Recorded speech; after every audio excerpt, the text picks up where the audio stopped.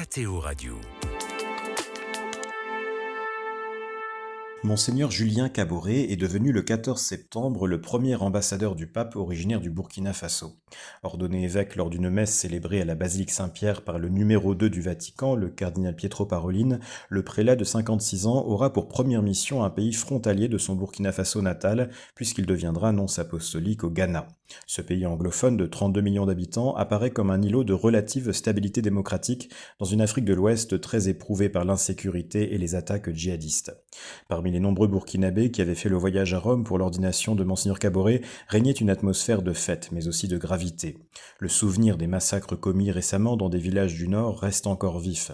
Le principal représentant des autorités civiles du pays, le président du Conseil constitutionnel, a expliqué dans un discours étonnant voir la nomination de Monseigneur Kaboré comme un signe de Dieu pour mettre fin à cette catastrophe, et il l'a assuré de ses ferventes prières.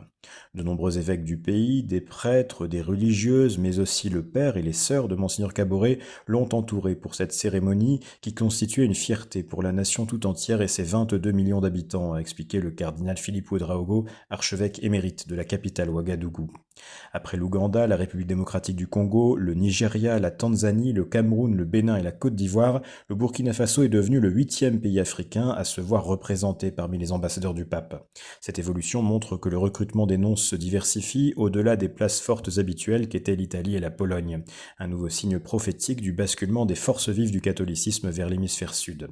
L'ordination de Monseigneur Kaboré s'est aussi déroulée en présence d'amis venus des pays où il avait été précédemment en mission comme conseiller de nonciature, notamment l'Irlande et le Costa Rica.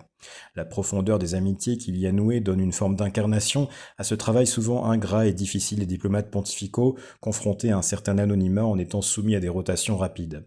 Ce jour de fête fut donc l'occasion de montrer que la joie chrétienne et l'accomplissement d'une vocation sacerdotale peuvent se vivre aussi dans cette grande famille de la diplomatie pontificale. Vous écoutez KTO Radio.